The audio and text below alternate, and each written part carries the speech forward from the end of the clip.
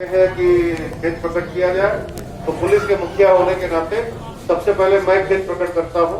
मैं आप सबसे माफी मांगता हूं। इस तरह की घटना हो गई है, ये दोबारा जो है इस तरह की कोई घटना दोबारा घटित नहीं। और मैं तिवारी जी से अनुरोध करता हूं कि आप भी जो भी आप कहना चाहते हो, जो भी खेद प्रकट करना चाहते हैं तो आप करें। सभी भाइयों से शांतिपूर्वक सुनिए, कोई शोर कोई हुटिंग नहीं होना इधर है सर, क्योंकि हम लोग व्यापारी हैं, शांति का प्रतीक बनना चाहिए। कोई भी अपनी बात रखा, उसके बीच में कोई भी नाराबाजी हुटिंग नहीं होनी चाहिए। आदरणीय अपर पुलिस अधीक्षक महोदय, यहाँ के व्यापारी बंधु, सम्मानित नागरिकगण, भाई मैं पुलिस का आदमी हूँ, बहुत मुझे बोलना नहीं आता है। अगर मेरे किसी व्यवहार से आप लोगों को क्षोभ हुआ, कष्ट हुआ, तो मैं अपना खेद व्यक्त करता हूँ और आगे से ऐसी कार्रवाई कुछ नहीं होगी कि आप लोगों को पुनः कष्ट हो।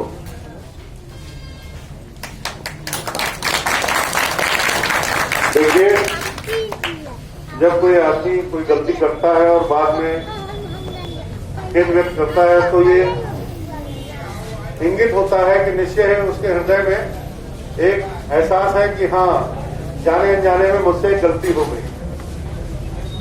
तो चलिए, तिवारी जी इंस्पेक्टर हैं, भाई हम तो उनसे बड़े अधिकारी हैं और हम जिले का प्रतिनिधित्व करते हैं।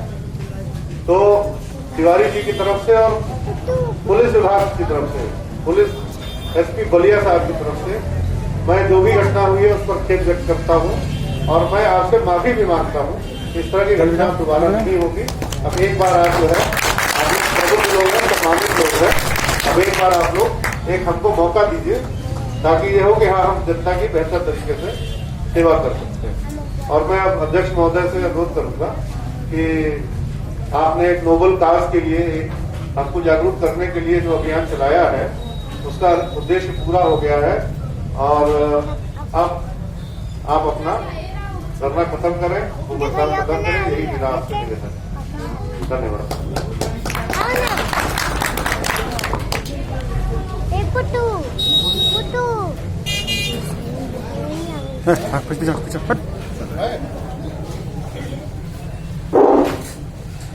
अभी आपने आपकी जो भी समस्या थी,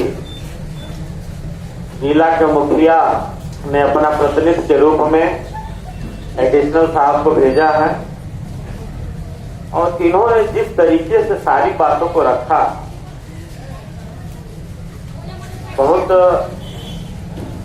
विचारणीय है कि जिस तरीके से इन्होंने एक एक बिंदु को टच किया और यहाँ तक इतने बड़े अधिकारी होने के बावजूद भी इन्होंने कहा कि हमारे सबऑर्डिनेट अधिकारी ने अगर कोई गलती किया है तो हम खेद प्रकट करते हैं, क्षमा मांगते हैं। तो निश्चय ही आपके द्वारा जो ये बात कही गई है, हम तो बहुत जगह जाते हैं और इतने बड़े बड़े अधिकारी लोगों से मिलते हैं, आप में निश्चय ही बड़े अधिकारी के गुण हैं, क्योंकि जिस सहजता से, जिस सरलता से आप यहाँ आके और खेद प्रकट कर रहे हैं, क्षमा मांग रहे हैं, एक भाई का ही माने लगता है कि आप हमारे बीच के भाई, इस प्रकार के भाव आपने प्रकट किया है। और जिस प्रकार से आपने सारी बातों को कहा कि भाई चाहे वो हमारे दरोगा जी हो, चाहे हमारे सिपाही जी हो, और अगर गलती करते हैं और चाहे मैं खुद क्यों न हूं, देखिए कितनी बड़ी बात है, चाहे मैं खुद क्यों न हूं, मुझे भी दंडित किया जाएगा, कानून बना है। तो मैं मानता हूं ऐसे जब अधिकारी हम लोग के बीच में हैं और वर्षों से लगातार हमारे अध्यक्ष जी पूरे व्यापार मंडल के टीम के साथ हैं, तो हम लोगों को एक मौका देना चाहिए इनको कि ये जो है, जो भी समस्याएं हैं, जो भी गलतियां हैं, उसको सुधार करें। और खुद तिवारी जी भी आके खेद प्रकट किए हैं, क्षमा मांगे हैं कि जो हमसे गलती हुआ है। तो भाई हम ये मानते हैं अगर किसी ने गलती किया है तो एक बार मौका मिलना चाहिए। सीधे फांसी चढ़ाने का तो कोई उपाय है नहीं और उचित भी नहीं। लेकिन एक बात मैं बता देना चाहता हूँ तिवारी जी, आप हमारे यहाँ शासवाद भी रहे हैं और अन्य जगह भी रहे हैं, सब लोग रहते हैं। यहाँ पर व्यापार मंडल है, एक टीम है, और उसकी एक मर्यादा है। व्यापारी टैक्स पेयर है, देश को सीधे जो है फंड देता है और उससे देश चलता है, कल्याणकारी योजनाएं चलता है और अपने शासन प्रशासन में बैठे लोगों को वेतन दिया जाता है, पूरी व्यवस्था दी जाती है। अगर उनका अपमान होगा तो जरा सोचिए कि यह देश विश्व गुरु विकसित कैसे होगा। मैं अभी लॉकडाउन में उदाहरण नहीं देना चाहता हूं। अमेरिका में लॉकडाउन लगने से पहले जितने भी टैक्स पेयर थे उनको देख के जितना वो टैक्स पेमेंट करते थे उनके खाते में उतना अमाउंट रिवर्स किया गया। एडिशनल साहब आप बैठ उतना जो है उतना पैसा रिवर्स किया गया कि लॉकडाउन लगेगा तो इनका घर परिवार कैसे चलेगा। और जो विकसित देश हैं वो इसीलिए विकसित हैं क्योंकि वहां पर व्यापारियों का सम्मान होता है, वहां पर उद्यमियों का सम्मान होता है। जरा सोचिए, ये कल बाजार बंद था, कितना वीरान था और आज बाजार खुला है, कितनी सजीवता है, कितना उमंग है, कितना उत्साह है। और कौन सा ऐसा क्षेत्र है जहां बिना बाजार के वो विकसित हो जाए, बिना बाजार के वो आगे बढ़ जाए। और मैं ये भी बताना चाहता हूं आप सभी लोगों को, सुबह से उठ के व्यापारी अपना चाहे किराए का दुकान हो चाहे अपना हो, सुबह से उठ के रात तक 12 घंटे की ड्यूटी करता है। और जो टैक्स कलेक्ट होता है मुनीफी भी स्वयं करता है।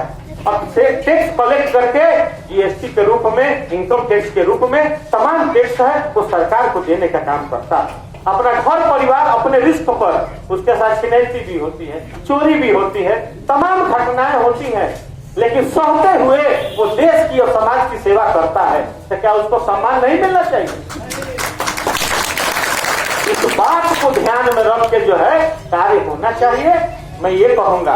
और एडिशनल साहब ने आपने जो सारी बातें समझाई हैं और जो बताई है वो फॉलो होनी चाहिए गढ़वाल में। और आपके अंदर तो पूरा जिला ही है, मान लीजिए कप्तान साहब के बाद आप ही है। ये होना चाहिए कि 1 महीने में एक बार व्यापारियों के साथ बैठक हो, उनकी समस्या सुनी जाए, तालमेल रहेगा तो बाजार में जो गड़बड़ी करने वाले लोग हैं, जो अपराध करने वाले लोग हैं, व्यापारी भी आपको ऐसा क्लू दे देंगे, ऐसा आपको बात बता देंगे कि अपराध में गिरावट आ जाएगा। तो ये तालमेल भी जरूरी है। और इतना बड़ा व्यापार है, इतना बड़ा व्यापारी समाज है, अगर उसको आप नहीं पूछेंगे, उसको आप नहीं जांचेंगे, उसको सम्मान नहीं देंगे तो कैसे समाज चलेगा, कैसे देश चलेगा। आज देख रहे हैं कि जीडीपी जो है -24-25 हो गया है। व्यापार को उठाना जरूरी है, उनको सम्मान देंगे तभी ना उत्साह में वो ज्यादा से ज्यादा काम करेंगे। अब बहुत सारा कानून इस देश में बना हुआ है, अगर हर कानून को फॉलो किया जाए तो संभव भी नहीं है, बंद हो जाता है संसद में। तो मैं ये चाहता हूं कि थोड़ा बहुत आंख बंद भी करना पड़ता है समाज हित में, जनहित में। बहुत बहुत धन्यवाद।